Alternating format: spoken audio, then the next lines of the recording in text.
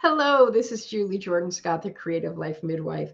I am so grateful you are here. Our guest, Lisa Tussey, has a story to tell and a life that you'll want to hear about. She is a creative and learning design expert, and she helps solopreneurs and creativepreneurs who love their communities to create courses. So I'm really excited about that as a solopreneur and a creativepreneur who designs and creates courses. So it's like a perfect match. Lisa, I'm thrilled to have you here today. And I look forward to hearing about the projects you're working on and a lot about your work. And I'm sure that our folks who are watching will be as well. So thank you for giving some time in your day to come talk with us.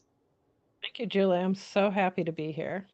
Thank you. Well, first of all, I would really love for you to tell us a little bit about yourself, especially in relationship to your creative journey. Yeah, well, I've always loved to learn. I can remember an experience as a small child. My brother was 4 years older than me, sitting at the breakfast table, and I was eating my Quisp cereal. Or no, I was eating Quake. He was eating Quisp. They were rivals. And, I was so excited to be starting kindergarten soon. And he was just like scowling. He was like, "You're going to hate it just like I hate it." Like, it's terrible. I was like, "No." And I loved it. I Mm, was very fortunate. I went to an excellent open classroom school in the 70s. And so we got to learn at our own pace. And we had team teaching. And we were taught. Um, how to learn. So more hmm than we were learned batches of information, we were taught to learn. And so I loved learning, loved everything about it. I was fortunate to be good in just about everything. I liked math, I liked science, I liked writing, I liked art and creating, everything but about gym classes. Well, Lisa, it's Couldn't funny go there. because we sound very similar in our upbringing, in that I was also a younger sibling who was really excited to go to school. I was excited to learn. I was also excited to get to wear a dress every day Mm. because, yes, it was for me, the late 60s, early 70s that I started. Also had an open classroom, also had team teaching, which is Oh, really wow. revolutionary compared to the other schools in the area. So it's so interesting. Here we are all these years later, still Oh my loving gosh. learning, right? You still love Yeah. learning, I'm guessing, of course. I don't think I've met anybody else who even knows what open concept education was. That's really exciting. Yeah, And yeah. We have big. it Do you was a have great big experience. rooms? Yeah, we had these big rooms. Several of us, they have several classes going at the same time. We sat on the floor. We had, it was very different, very Very different. casual. Yes, we sat on the floor. We had little desks that had like little drawers that slid in, and we moved around to so different teachers who had different expertise, and we had multiple grades together, and it was a phenomenal experience, and I was just thrilled with it. Yeah, it's too bad they stopped that. Yeah. And So, did that spark your creativity in childhood that kept going as an adult? Again, going back to how did that, and telling a little bit about yourself, I'd love to hear more about your creative journey. yeah, and so I come from a family of artists. My mom is a painter and does lots of different mediums, but mostly she paints and draws. And I just enjoyed creating, always enjoyed writing, enjoyed learning. When I got to about junior high school, I knew I had to make a decision. And, should I pursue art or should I pursue math or science or, what should I do? And I realized that if I became a writer, I could learn about everything and write about it. And Hmm. so I decided I would become a writer. And I went on a journey to get my journalism degree and my communication degree and freelance wrote for about 10 years. And learned, though, that there wasn't any money in it in Hmm. the way that I was doing it. Hmm. I was quite successful, had my own column, I had relationships with editors.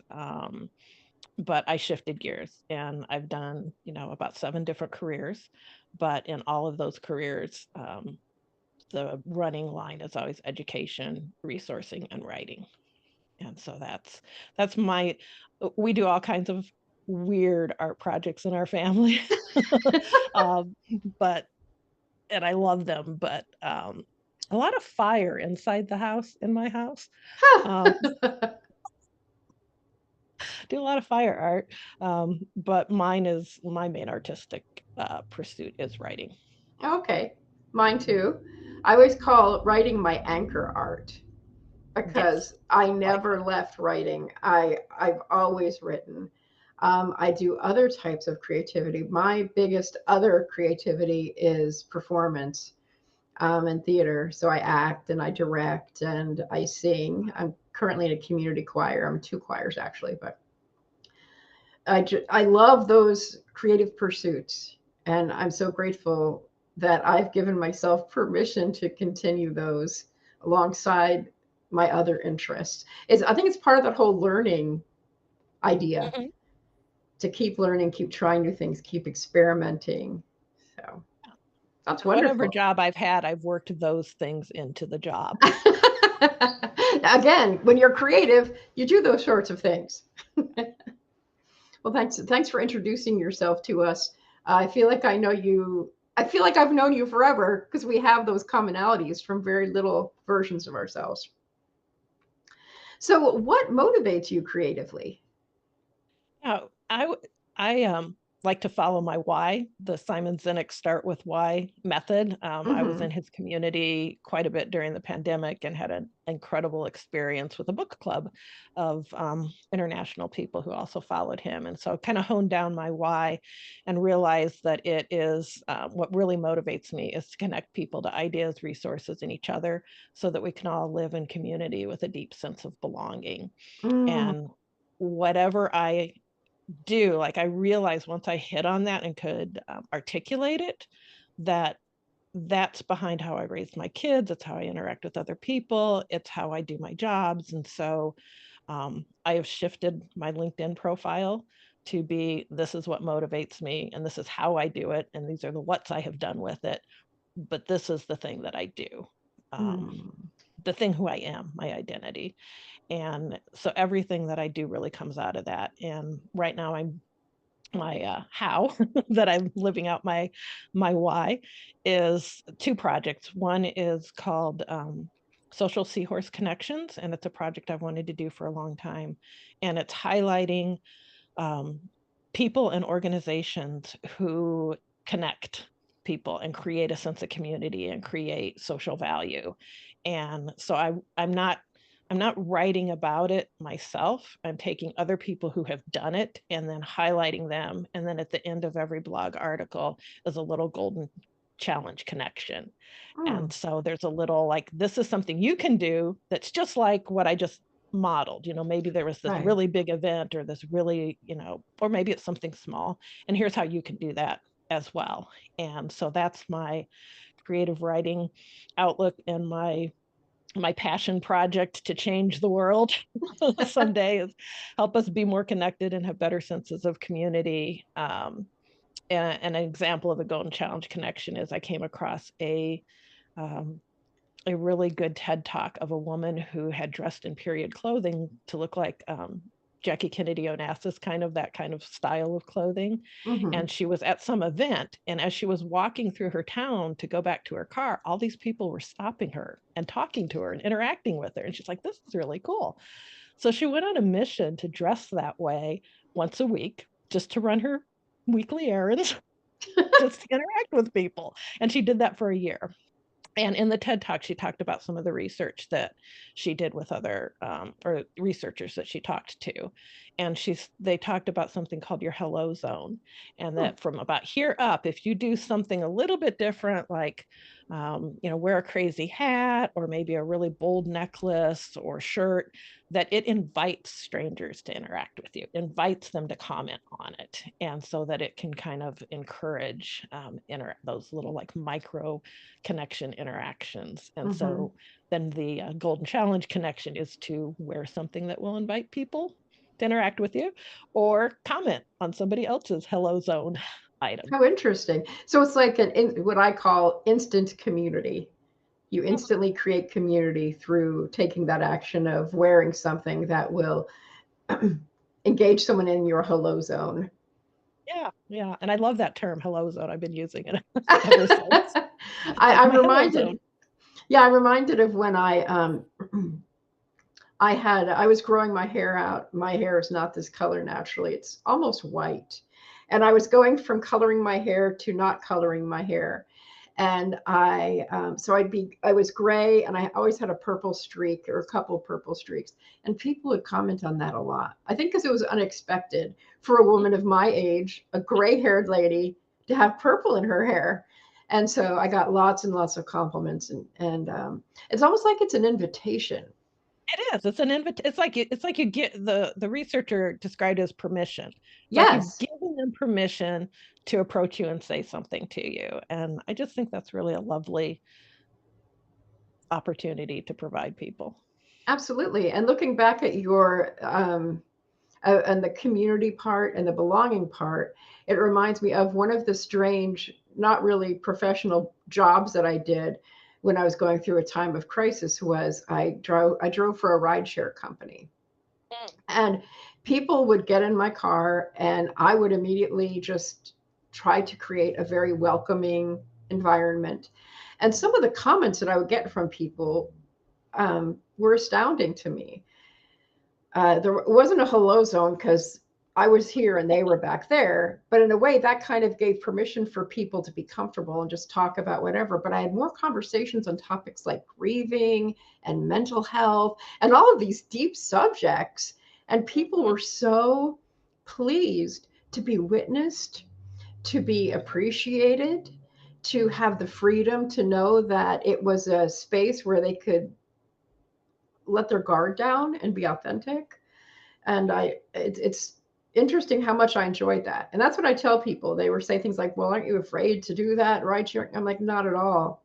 Not at Yeah. all. And I just felt like my car was the ultimate safety place for every person who got into it, including myself as the host of the car. I might have to use that as a topic for one of my next blogs. Social zeros connections. But that I was just so compelled that I wanted to start an online business, Hmm. which I have, which is helping um, creatives and solopreneurs create online courses that really impact and connect with their learners. But I so needed to write this about community that I started that first so that it would be set up and established, Hmm. and then moved on to the helping people create courses. Yeah, I would say that as someone who's consumed courses and also someone who's been creating courses for decades, basically, is that that community part is so important to being successful, both as the solopreneur, but also successful, like you said, as leading learners. Some of the folks who I were in my programs years ago are still connected, and they've never lived close together. They've always been all over the place, but that heart connection was so real and so deep Yeah, from and that's what I taking these really those courses. are the people because there are the online course businesses that are like, let's launch this huge course and only have it open for a week. And some of those are fine, but Hmm. some of them, many of them have taken that model and really scammed people. Yeah, And yeah. they don't care about their learners, and they don't care if they finish, and they don't care if that learner is successful or that learner runs into barriers. But people like you who create courses, that's like who I identify with. Like, Hmm. you care if they learn how to knit the scarf, you care if they learn how to Right. write the book, right? Like, you Right. care about them, you want them to be successful. And those Hmm. are the kind of people that I want to help Hmm. create courses. And I would have to say, or I'm guessing, because I do not teach any courses about creating courses. Um, but I would think that there are people who have that same value, and enjoy the community part, enjoy the belonging part, um, and truly care for their learners and students who get kind of lost in that whole Yes. shuffle of the different kind of course creators. So, as long as we're on that subject, I'm really curious to hear more about the framework that you have people follow as they create courses or as you help them to create courses. Yeah, so it is called the Summit First Framework. The business is connected course designs because it has that connection element to it. That's what's important. And the Summit First Framework is based on a work called Understanding by Design, and casually it's called backwards design Okay. because you work backwards. You start at the end and you work backwards. So there's 5 steps to the framework. Um, and this is Understand by Design is the principle I used when I created courses for colleges and universities. I have one of my careers was as a lead instructional designer for one of the largest learning companies in the world, and we created courses for colleges and universities. I got my master's degree in instructional systems technology when I learned that how much I loved this and how much I wanted to impact the online world and online courses, because when I got into it in 2000, well, first, when I got into the internet in the 90s, I was so excited by what this could mean for education. And then I got a job creating a distance learning course for a college and wrote the first 9 courses and helped launch the program. And I was horrified what they were doing. Like, they were Mm. badly scanning textbooks and giving multiple choice tests. And I was like, you have just all this possibility, and this is what you're doing with it. And so I was just so motivated to make a difference. And so I got Yeah. a master's degree in instructional systems technology and started working for colleges and universities, and knowing that the corporate world probably wasn't the best place for me. And so I'm much happier working with creatives and creativepreneurs and solopreneurs and helping them make a difference and meaning in the world. But this is the same backwards design that we used for top colleges and universities in the country, doing master's programs and bachelor's programs for them. And so the basis of it is you think of a single goal that you want to solve for your learner, Mm-hmm. and a single goal you want them to achieve, right? That when they're done with your course, what do you want them to be able to do? Mm-hmm. And saying you want them to know how to knit a scarf doesn't cut it, because you can know how to knit a scarf and not knit one. Right. You can answer all the right questions on the multiple choice test about how to knit a scarf and still not know how to knit a scarf. So the idea is, what do you want them to be able to do? Do you want them to Mm-hmm. be able to knit a scarf? And then once you know what that is, and you have, you know, crystallized that, you've made it very clear, you've made it very specific, you've made it measurable. Once you have that goal, then you ask yourself, what little goals do they need to be able to be successful on that larger goal? So, if we're going to do a beginning knitting project, you would need to be able to cast on. You got to get the yarn on the needles. Uh-huh. Then you're going to have to be able to knit a few stitches. And then you're going to be able to have to take them off of the needles. And then you're going to have to finish it up so it doesn't unravel. So Mm-hmm. those are like 4 goals that if you don't accomplish those 4 things, you are not going to have a scarf. So then you write those down, and I call those trail markers. Everything has a hiking theme. So the Oh, summit is fun. like, start at the top of the summit of the mountain you're headed to, then make trail markers along the way. Those are the smaller goals. And Mm-hmm. then you look at each of those smaller goals and you ask yourself, what information does the learner need to be successful in this little goal? Like, do they need a diagram? Do they need a video demonstration? Do they just need just written content? Do they need some images, some pictures? And so you gather kind of all of those materials in a backpack and you put everything together. And then you create a trail map. So step 4 is the trail map. Step 3 is the backpack. So you create a trail map. And when you do that, you break down the learning into what I call kindling size pieces. In instructional design, they call it chunking, but that word doesn't mean anything Yeah, more yeah. than kindling size pieces does, and we're going with hiking. So they're kindling size pieces, and so that they're cognitively able to be understood and retained and acted upon. And so you organize all of those, and then you make basically a trail guide, which is you put it into a course, so Mm-hmm. that some kind of a course program, or even if it's a PDF, some kind of organized way that you're delivering the content to the Mm-hmm. learner. So while a learner encounters it by, they enter the trail guide, which is the course, Mm-hmm. and then they see how it's all organized, and then they see all the resources that they have available to them, and they work through the content and the resources, and they meet each little goal, and then eventually get to the summit, and they're successful on the ultimate goal. But as a course creator, you start at the summit and work backwards. Mm-hmm. Mm-hmm. It makes total sense. I live, as I don't know if you know this, but I live very close to the Appalachian Trail. and I love the Appalachian Trail. I'm on the Appalachian Trail probably a couple times a week on most weeks. And so that any hiking reference is one that I especially love. So I know how it works. I'm not the world's best hiker. I'm rather a slow hiker, and I'm interested in riding as much as getting the miles in. We all hike our own hike. I so I Exactly. really enjoy all the references and can really connect them. I also appreciate the kindling, since you said there's a lot of fire and the creativity in your home. So Absolutely. And I've given you a link. I'm giving the framework away for free oh my goodness. because I think it's so important. And, since 2000, I've had this goal of changing the way we do online courses and doing them better. Mm-hmm. So if you read my blog, you'll see it all worked out. The courses, it's a 15-minute course, goes through what I just went through now. It gives you some templates and things to work with and fill in. It gives you a basic trail map as well.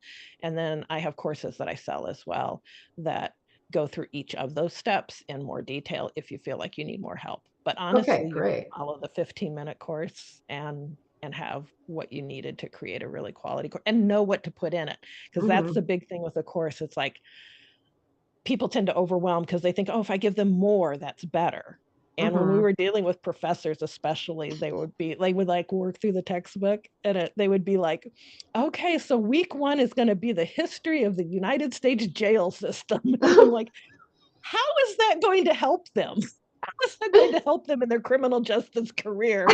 I mean, the history is fascinating. I agree, but it's not going to get them to the end goal of what this particular course is. So it doesn't belong. Mm-hmm. And the way you know it belongs is you work backwards, and only the things that support those little goals go in the course. Nothing else Mm-hmm. goes in. And then you know exactly how much to put in your course.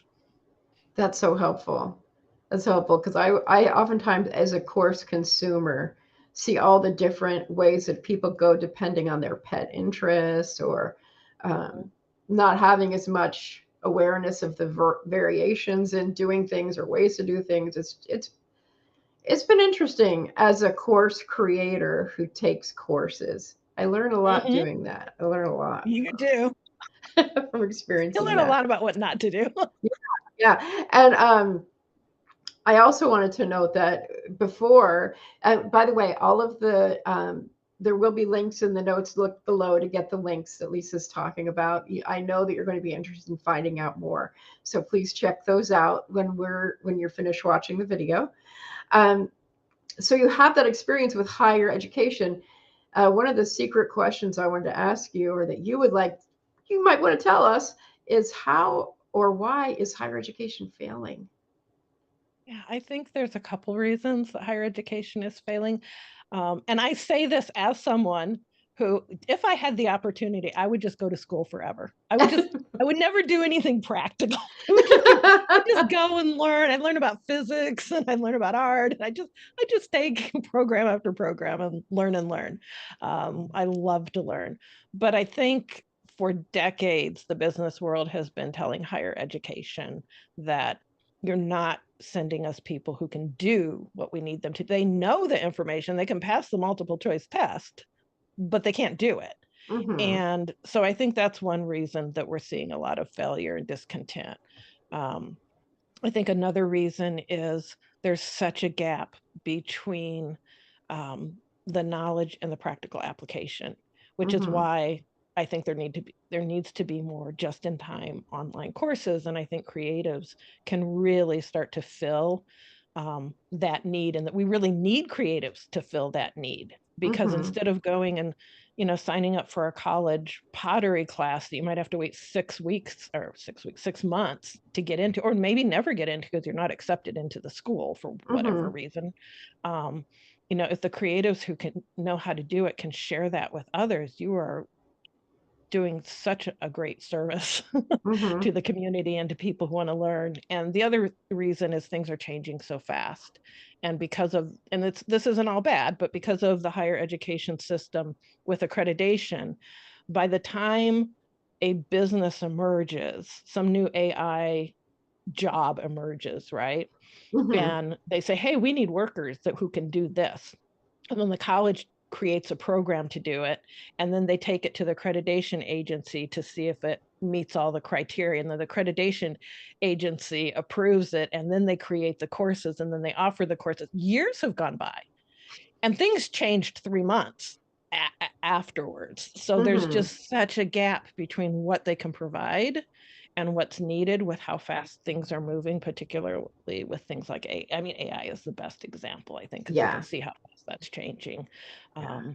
It's just really hard. So there's more and more need for education outside of, and again, if I could go to a traditional institution and just get degree after degree, I would.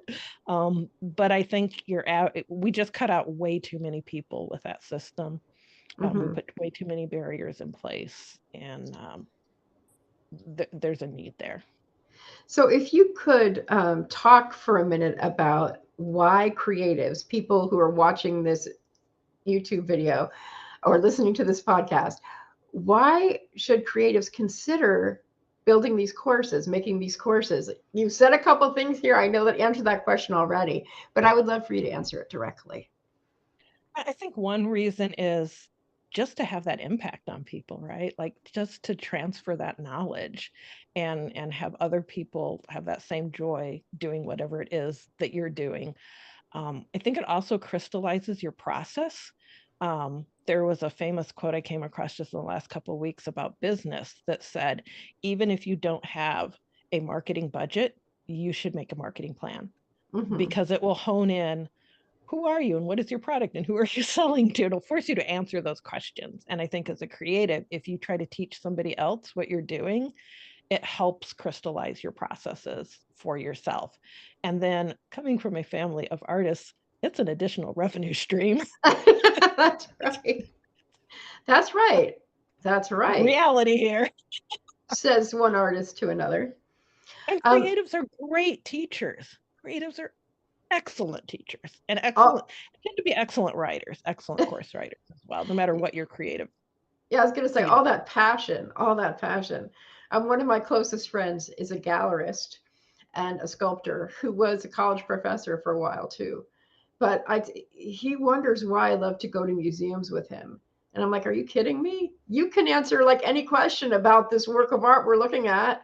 And I can read a little bit, but you are like the living, breathing, let's see, you explain this all and you help it come alive much Mm-hmm. better than a book does, or much better than someone that doesn't have that same level of passion that the artist does, the creative does. So, And I uh, think too, speaking to everybody, but creatives in particular, there's something called the Dunning-Kruger effect, which was some research that was done, I think, late 90s, 1990s, early 2000s. And it's publicized a lot for kind of the negative side, but there's two sides to it. So kind of the negative side is people who don't know a lot think they know a lot, right? mm, Like so sometimes the people who know the least are the most confident about what they know. mm-hmm, But the other side of it is people who are experts in something tend to devalue what they know and think they don't know because it's like they understand that their subject matter is this big, mm-hmm, right? And so they know that they're like, they know this much. So, there's all this they don't know. So they don't think that they know a lot. But what they don't realize is most people know this much about their subject. if they know that. Yeah, so you have a lot to offer. You have a Mm-hmm. tremendous amount to offer. I see that a lot in creatives, that there's so much that you have to offer people that you know, the more we can do that and connect, the better. And that brings us back perfectly to I wanted to, as kind of a wrap up, talk about how helping others create courses fit, and especially the creatives creating courses. How does that fit into your community building and the sense of belonging, that why we were talking about when we got started? If you could just speak to that for a couple minutes, I would love to hear some more about that. Well, I think education is the highest form of connection. We think of, you have babies and then adults teach them how to walk and how to talk and, all of the things and how that creates bonds and binds us together. And so, just like you talked about some of your communities where like, these people still are, they're still connected to one another. I just think it has that ability to create that community and connection that we all need and strive. And and then for me personally, I just love to share resources. I Mm-hmm. just love to help people and share Mm-hmm. resources. And I really like, one of the biggest things about instructional design is being learner focused. And so Mm-hmm. much of what I see online about teaching people how to create courses is teaching you as the course creator how to teach a course that'll make you money, not Mm-hmm. giving a whole lot of thought to what the learner experience is or what the learner needs. And that's what instructional design does, or I try not to call it instructional design, but you know what I mean. Yeah, I know Um, what you mean. it's it really helps when you understand those principles, those best practices. It helps connect you to those learners in Mm-hmm. a stronger way, so that you have that sense of community. Mm-hmm. Yeah, it makes such a big difference. That whole feeling of belonging as a theater person. That's something that when I'm directing a show, and when you're a director, it's like you are leading a learning process, You and are. creating that. I one time said it's kind of like directing love, and creating that container where everyone values everyone, where everybody Mm. brings their gifts to the table and vulnerably opens up. Like we each have this box that we open up, and here we are, and we create and collaborate this work of art together that is it's ephemeral. It's not like you're building a car. You're building a performance that only lasts for a couple of nights, and it'll be that way one night and a little bit different the next night. It's an honoring and a humbling experience to do that, but my favorite aspect of that is the community building. And that one of my favorite shows that I directed was in 2010, and people again are still connected from that show, 14 Wow. years ago. um, yeah, it's really, I love that. I'm so with you on the sense of belonging and the sense of community. And of course, I'm also a Simon Sinek fan, and I know we didn't talk about that beforehand, but is there We'll any? have to have more conversations about that. I know. So, is there anything else you'd like to say? I really enjoyed this conversation, and I just want to give you a chance to say anything that you haven't said yet that you really wanted to say. Is there anything like that you'd like to give to the viewers? I think just really encouraging creatives to think about what it is you have to teach to other people, whether you do it as a paid course or not, right? Just realize that not everybody thinks like you. What you think is easy isn't easy to everybody. Everybody doesn't just think of stories in their heads. It doesn't just happen. It's not easy for everybody else, but you can help people along those journeys who want to do those things. And so I'd really encourage you, to be brave and give it a try. Well, thank you. Thank you so much, Lisa. It's been a joy to have you here. I appreciate your time again. I know that people are walking away with a lot of really great inspiration, motivation, and the tools that you're leaving as gifts are just incredible. So, thank you so much. And I look forward to connecting with you and with the viewers in the days and weeks and months and years to come. Thank you so much. Thank you, Julie.